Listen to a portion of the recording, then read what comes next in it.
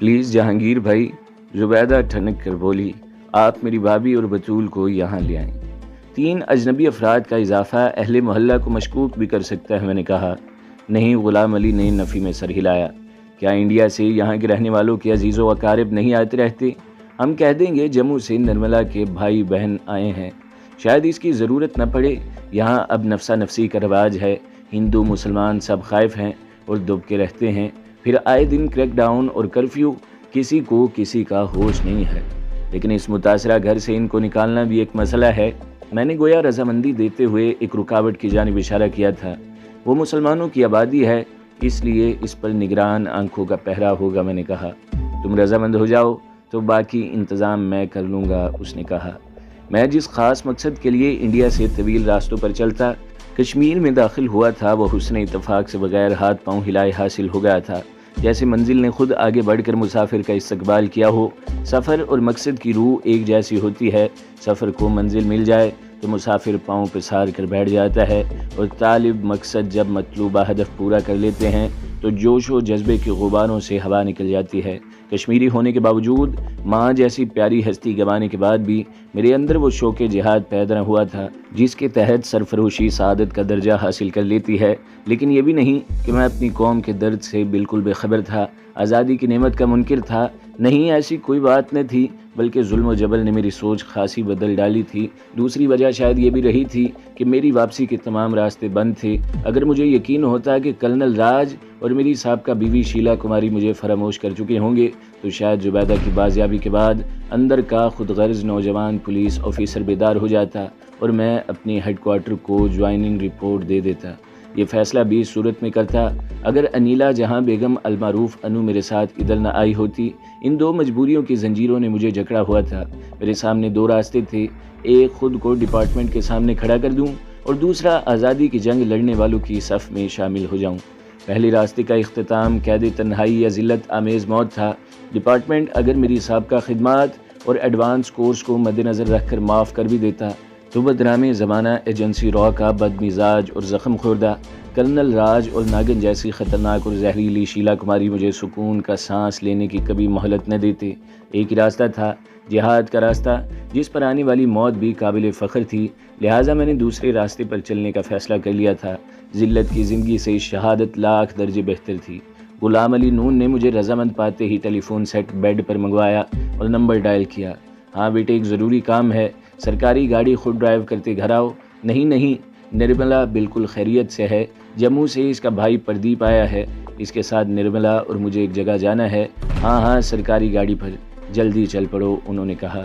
Good Zubaida کا چہرہ خوشی سے دمک اٹھا۔ سرفراز سرکاری گاڑی میں ہوں گے تو کسی کو شک نہیں ہوگا۔ سول ڈیفنس والے عموماً متاثرہ گھروں کا دورہ کرتے ہیں، ہم بھابھی اور بطول کو نکال لائیں گے، زبیدہ نے کہا۔ 15 منٹ بعد ہارن کی آواز پر زبیدہ نے جا کر دروازہ کھولا۔ اس کے ساتھ سول ڈیفنس کی یونیفارم اور سٹار سجائے اندر آنے والے نوجوان کو دیکھ کر دل خوش ہو گیا تھا۔ دونوں کو شانہ بشانہ چلتے دیکھ کر میں نے اسی لمحے فیصلہ کر دیا تھا، زبیدہ کو سرفراز سے بہتر شریک حیات نہیں مل سکتا۔ السلام علیکم جہانگیر بھائی۔ اندر آتے ہی سرفراز نے باہیں پھیلائیں۔ زیبی آپ کی جتنی تعریفیں کیا کرتی تھی، آپ بالکل ویسے ہی ہیں۔ سرفراز نے 3 بار گلے ملنے کی رسم پوری کر کے چھوڑا اور کرسی پر بیٹھ گیا۔ کب ڈیوٹی جوائن کی ہے؟ زیبی کے بارے میں کیسے پتہ چلا آپ کو؟ ہم نے تو اسے سیپی میں محفوظ رکھا ہوا تھا۔ آپ کے سوالات کے جواب میں زبیدہ نے میری بات کاٹی۔ صرف اتنا بتا دیتی ہوں، بھائی جان نے ڈیوٹی جوائن نہیں کی اور نہ ہی کریں گے۔ او شکریہ جہانگیر بھائی۔ جی ابا جی، آپ فرمائیں کہاں جانا ہے؟ سرفراز نے کہا۔ غلام علی نے اسے مختصراً حالات، خاندان کی مصیبت اور بطول کے بارے میں بتایا۔ آپ نہ جائیں، میں اور زیبی ان کو لے آئیں گے۔ نہیں سرفراز، میں نے کہا، تمہاری بھابھی بھی عام خاتون خانہ نہیں ہے، بلکہ اس کا تعلق را سے ہے۔ وہ تربیت یافتہ کمانڈو ہے، وہ کسی اجنبی پر بھروسہ نہیں کرے گی، میں نے کہا۔ آپ تو ایک ساتھ بہت سی خوشیاں لائے ہیں، سرفراز بولا۔ میرے گروپ کے لیڈرز ونگ میں بھابھی ایک نئی روح پھونک دیں گی۔ ہمارے پاس اس وقت کالج گرلز میں نہ تجربہ کار مگر جذباتی لڑکیاں موجود ہیں، بھابھی ان کو عسکری تربیت دیں گی۔ بیٹے، غلام علی ہنس پڑے، اس کی عدم موجودگی میں اتنے بڑے بڑے فیصلے نہ کرو۔ جاؤ پہلے اسے لے آؤ، پھر ہم اس سلسلے میں باقاعدہ میٹنگ کریں گے۔ جیپ کے آگے محکمے کا مونوگرام نصب تھا۔ اس لیے سڑکوں پر گشت کرتے فوجیوں نے روکا نہ تھا۔ ایک بازار سے جب ہم گزرے تو آتے لوگوں نے ہاتھ اٹھا کر سرفراز کو سلام کیا تھا۔ اس کا مطلب تھا کہ سرفراز وہاں کی جانی پہچانی شخصیت تھی۔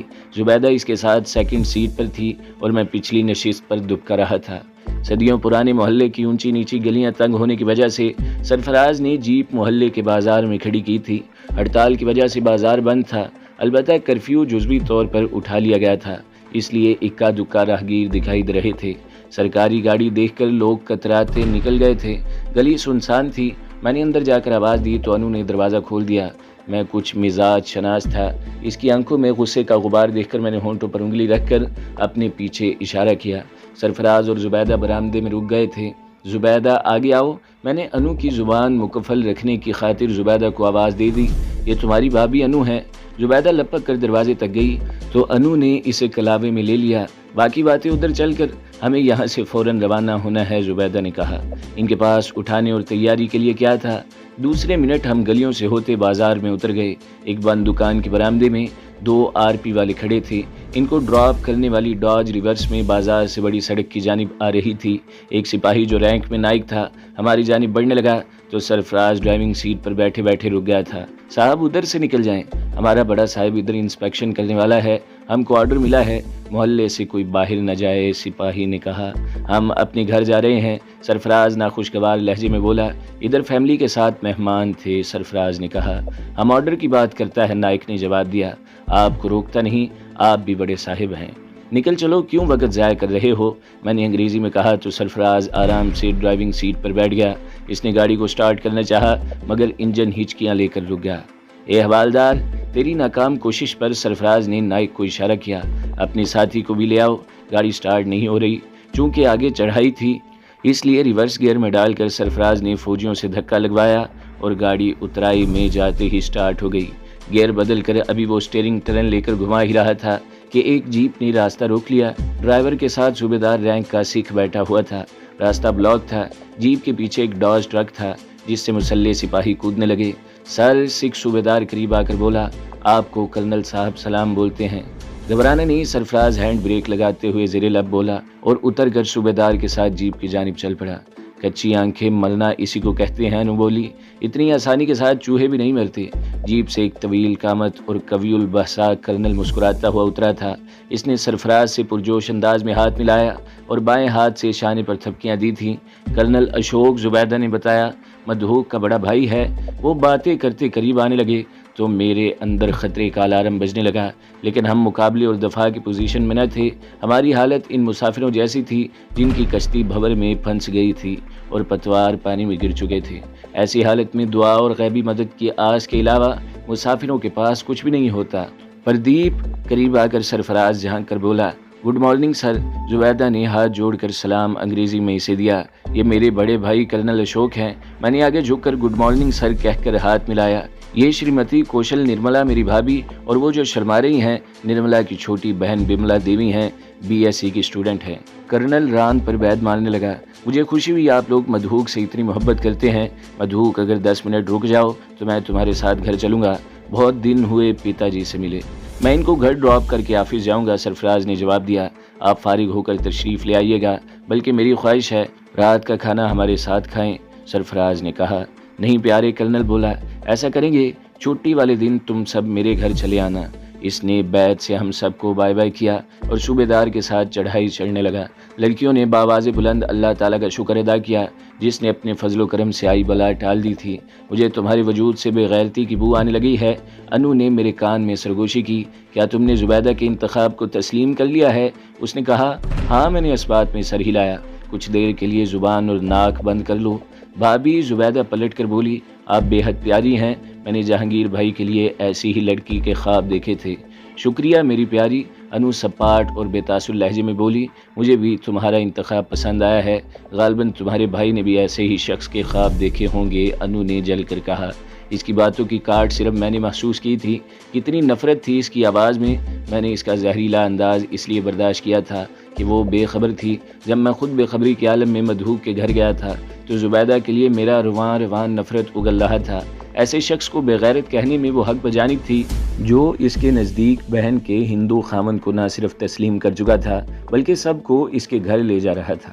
جہانگیر بھائی، سرفراز عقب نما آئینے میں دیکھ کر مسکراتا ہوا بولا، میری خوبصورت بھابھی کی خوبصورت غلط فہمی دور کر دیں، زبیدہ میرے پاس مقدس امانت ہے۔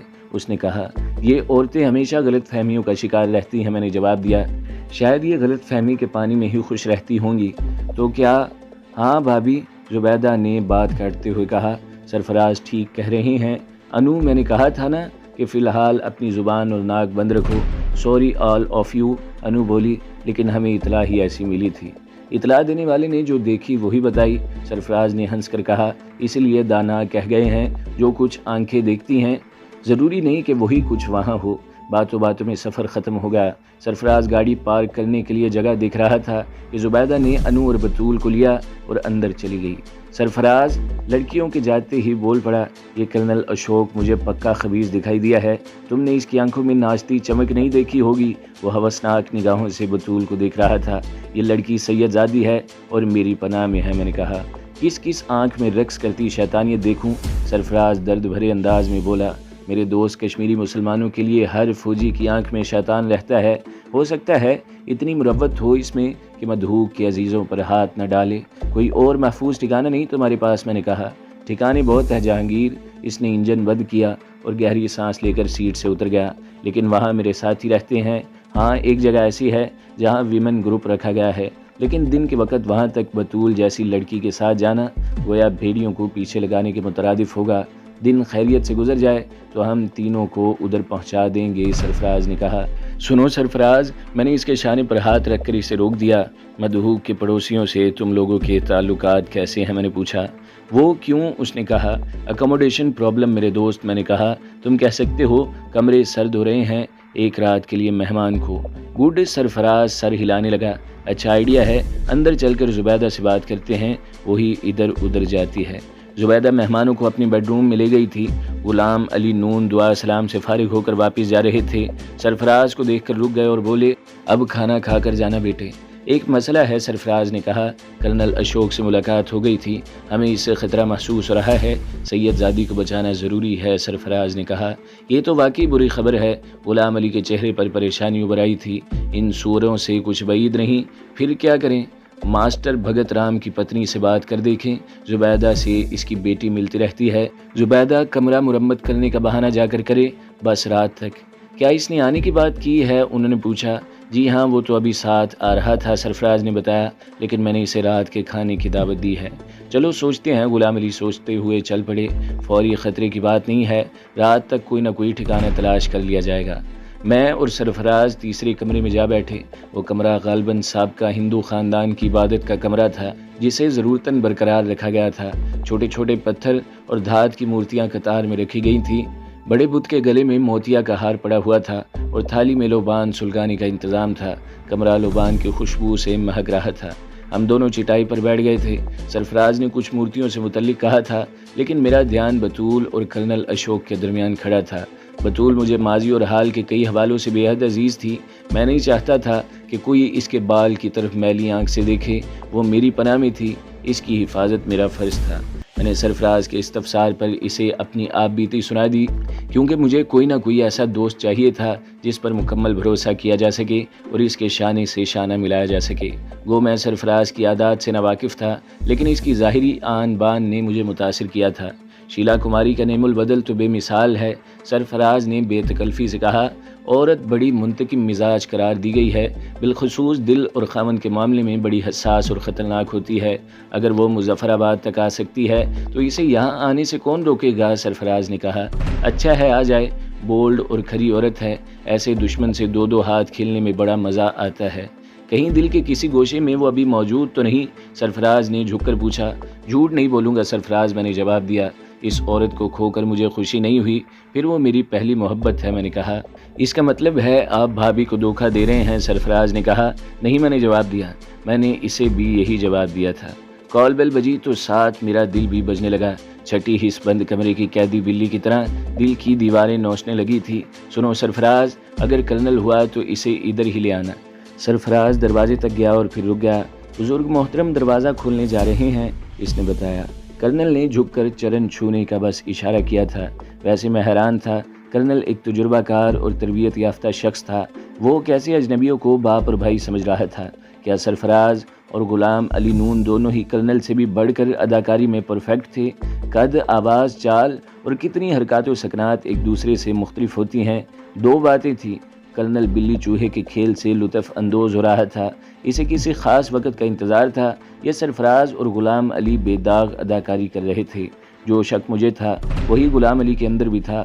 یہی وجہ تھی کہ وہ کرنل کو اپنے بیڈ روم میں لے جانے کے بجائے سیدھا ہمارے پاس لے آیا تھا اور فوراً وہاں سے واپس چلا گیا تھا۔ وجہ یہی رہی ہوگی کہ کم سے کم کرنل کی نگاہوں میں رہنا چاہتا ہوگا۔ سوری مدھو ڈیئر، کرنل اندر آتے ہی معذرتی انداز میں بولا، میں ڈنر تمہارے ساتھ نہ کر سکوں گا، شاید اس وقت بھی نہ آتا، لیکن آنا پڑا۔ تمہیں شاید معلوم نہ ہو کہ کل رات میرے 4 جوان مار دیے گئے ہیں۔ 2 لاشیں محلے سے تھوڑی دور پڑی مل گئی ہیں، لیکن 2 لاشوں کا کوئی سراغ نہیں مل رہا، جبکہ ہمارے سورسز بتاتے ہیں کہ چاروں کو سجاد شاہ کی حویلی میں داخل ہوتے دیکھا گیا تھا۔ میں اسی سلسلے میں ادھر گیا تو مجھے بتایا گیا کہ تم وہاں سے سجاد شاہ کی بیٹی ساتھ لائے ہو۔ کرنل اشوک سرفراز کی آنکھوں میں آنکھیں ڈالے بول رہا تھا۔ It is true my brother, اس نے کہا۔ اگر میرا جواب ہو اٹ از ٹرو تو، سرفراز مضبوط آواز میں بولا۔ سنیے بھائی، اگر وہ لڑکی مال غنیمت ہے تو میں اسے پہلے حاصل کر چکا ہوں، اگر وہ مظلوم ہے تو اب وہ کرنل اشوک کے بھائی مدھو کی پناہ میں ہے۔ وہ نہ تو مال غنیمت ہے اور نہ ہی مظلوم ہے مدھو۔ کرنل اشوک بھی اچھا کھلاڑی تھا، ضرورت کے مطابق بڑھنے اور پیچھے ہٹنے کا فن جانتا تھا، بلکہ وہ قاتلہ ہے، وہ BSF کی مجرمہ ہے۔ ہاں، اگر جرم اس سے سرزد نہیں ہوا، ہم جرم ثابت نہ کر سکے تو میرا وعدہ ہے اسے دوبارہ تمہارے حوالے کر دیا جائے گا، کرنل نے کہا۔ دوبارہ؟ سرفراز نے کہکا لگایا۔ کس لیے؟ مرہم پٹی کے لیے یا لاش دیکھنے کے لیے؟ اشوک بھائی، یہاں کوئی غیر نہیں، اس لیے آپ کو بتا رہا ہوں۔ وادی کے کشمیری اور باضمیر غیر ملکی عوام BSF اور دیگر عام فورسز کو خون خوار بھیڑیوں کا غول کہتے ہیں۔ کیا سجاد شاہ کی بیٹی سالم سلامت وہاں سے نکلے گی؟ سرفراز نے کہا۔ تم کہنا کیا چاہتے ہو؟ کرنل پہلی بار تلخی سے بولا۔ مجھے جو کہنا تھا کہہ چکا ہوں، سرفراز نے بے پرواہی اور ناراض سی آواز میں جواب دیا۔ اس پر دونوں صورتوں میں میرا حق ہے اور میں اپنے حق سے دستبردار نہیں ہوں گا۔ مائنڈ یو مدھوک، کرنل کرخت لہجے میں بولا، تم جانتے ہو تم کیا اور کس کے ساتھ بک رہے ہو؟ جی ہاں، سرفراز کمال حوصلے کا مظاہرہ کر رہا تھا۔ سچ بول رہا ہوں، اور اس آفیسر کے ساتھ جس کے کان سچ سننے کی صلاحیت سے محروم کر دیے گئے ہیں، سرفراز نے کہا۔ Shut up you foolish man, colonel کے حلق سے دھاڑ ابری اور بیت والا ہاتھ اوپر اٹھا تو میں بلا ارادہ تڑپ کر درمیان میں چلا گیا۔ بیت تڑاق سے میرے دائیں شانے پر لگا تھا۔ کرنل سر، عقب سے انو کی آواز ابری تو کرنل نے ایک دم گردن گھمائی۔ ان کو چھوڑیے، مجھ سے معاملہ طے کیجیے، یہ دونوں جذباتی نوجوان ہیں، ایک ملیچ لڑکی کا دفاع کر رہے ہیں۔ Thank you Mrs Pradeep, colonel پلٹ کر بولا۔ میرے بھائی کو سمجھاؤ میرا راستہ نہ روکے، اس نے کہا۔ آپ کے ساتھ کتنی فورس ہے سر؟ فورس؟ کرنل ہنس پڑا۔ میں اپنے آبائی گھر آیا ہوں، بس ایک ڈرائیور اور ایک سینئر JCO ہے۔ کیوں؟ آپ میرے ساتھ چلیں سر، انو نے کہا۔ میں دیکھتی ہوں کون احمق آپ کا راستہ روکے گا۔ کرنل نے طنزیہ اور کامران نگاہوں سے سرفراز کی جانب دیکھا اور پھر دبی آواز میں بولا، بی ایزی مائی ڈیئر، تمہیں ابھی میری ضرورت ہے۔ میں کوشش کر رہا ہوں تمہیں ڈائریکٹر کی کرسی مل جائے، اور وہاں جانے سے قبل میں پتا جی سے متعلق تمہارے بات کروں گا۔ اگر انو آنکھ سے اشارہ نہ کرتی تو میں قدم بڑھاتے سرفراز کا ہاتھ تھام کر اسے چپ رہنے کا اشارہ نہ کرتا۔ چونکہ مجھے انو کی صلاحیتوں پر بھروسہ تھا، اس لیے میں نے کرنل کا راستہ نہ روکا تھا۔